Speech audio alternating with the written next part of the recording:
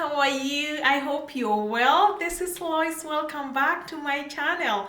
I want to talk about a class that I think I have neglected to talk about this class in specific. So I am here to tell you about the Canadian Experience class. Okay?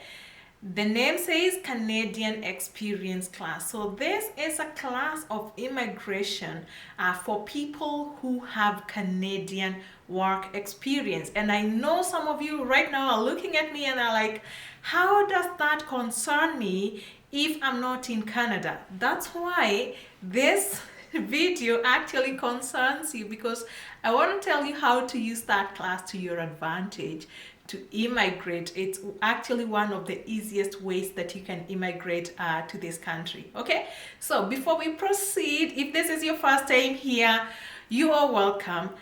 If you haven't subscribed, please stop.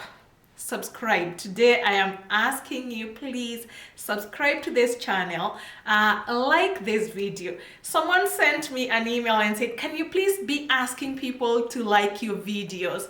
And I am here. I do listen. Please like this video. If you really like this and my other videos, please like them. And I also started the Canadian Lifestyle YouTube channel. Please look at it. I'm going to tag it at the description part of this video. But like, subscribe. Okay, thank you so much. So anyway, I am a regulated Canadian immigration consultant and I'm based here in Calgary, Alberta, Canada. If you need help, if you need services, if you need immigration services, if you need legal advice on that burning question that you have and you don't know what or how to proceed, please send me an email and book a consultation and I'll be happy to walk you through your application. I'll be happy to file your application for you.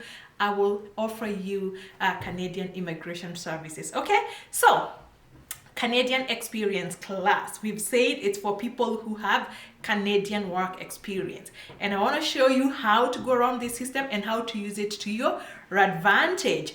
So let's see, the minimum requirements for this program is that you must have 1 year of work experience in Canada in the last 3 years before you apply. Okay, that work experience must have been 1 year, continuous 1 year, and it needs to be full-time or an equal amount, the equivalent amount of that part-time. And full-time hours in this country, you need to have worked 1560 hours for you to qualify for full-time hours for 1 year. Okay, so the NOC category for this class is limited to NOC O, A, or B. So make sure that you check your NOC that it falls under these 3 categories, O, A, or B. Okay. There are some jobs that actually, jobs and work experiences that do not qualify for this class, whether you have that Canadian work experience. So who are these people who actually don't qualify? That job that you did that does not qualify is if it was self-employed, or if you're under internship, or you are working without authorization in this country, or you are a refugee claimant. You know that refugee claimants do get an open work permit, so they cannot use that work experience to apply for this class. Okay, all right, guess what? The other requirement, we go to education. This class does not have any education requirement. Yes, it doesn't have any education requirement. But I want to mention at this point that this class is actually processed through the express entry, and you need to rank high in the express entry. So for you to be able to rank high in that pool system, then you need, of course, if you have education, make sure that you have your education credential assessment. Use your foreign earned education to pre-qualify for this class. It doesn't have education requirement, but any education that you have is gonna make you rank higher in the express entry pool, because this class together with the federal skilled worker class and the federal skilled trades class, they are all processed in the express entry. Okay, all right, so make sure you have your education credential assessment for that. So the other requirement for this class is language, whether English or French. You need to show that you have the language abilities for you to work in this country. And guess what? The minimum language needed here, we have two minimums. There is a CLB 7, and that is for people under NOC O or A. You must show that you have a minimum of CLB 7 or a minimum of CLB 5 for people under the NOC category B. Okay? Remember, I always also tell you that always you're guided by the minimums, but always go beyond the minimums. So please make sure that you're putting in a lot of effort in your language test. Okay? All right, then the other thing, guess what? You must be admissible to this country. And I know I haven't really done a video on admissibility. Maybe I should do one and talk about admissibility in detail. But you must be medically, criminally, and security-wise admissible to this country. Okay? So the final requirement is that you must plan to settle outside Quebec. So Quebec is one of the provinces in Canada, but it doesn't participate in this. Quebec, they do have their own immigration system. So for this class, you must be ready to settle. You must be planning to settle outside of Quebec. Any other province in this country is going to help you immigrate through this class. Okay? So remember, I told you you can use this class to your advantage. You can use it as a shortcut to immigrate, and it can be one of the easiest ways for you to immigrate. So how does that happen? You're abroad, okay? You're not in Canada. So you can either come to Canada as a temporary worker, and we know that's an uphill task, don't we? Yes, I've told you time and again. You may not want to spend your time abroad looking for a job in Canada. You know, you may want to look for other ways to come here and get a job. I'm not saying I don't look for a job, but I'm just telling you the truth that getting a job when you're outside Canada is an uphill task. You're looking for nothing short of a miracle. Anyway, so you can either come here as a temporary worker or you can come here as a student. Okay, so if you're coming as a student, that is what I want us to pay attention to, because you're abroad. You figure that you're not qualifying for the express entry, most likely because of your age. You already have the education, and maybe you have your bachelor's degree, or you have your 3-year program, you even have a master's program, and you're wondering, how do I just get to Canada, but I can't go through the express entry because the CRS score is crazy. Okay, these days the CRS score is going up to 470, 478. So what do?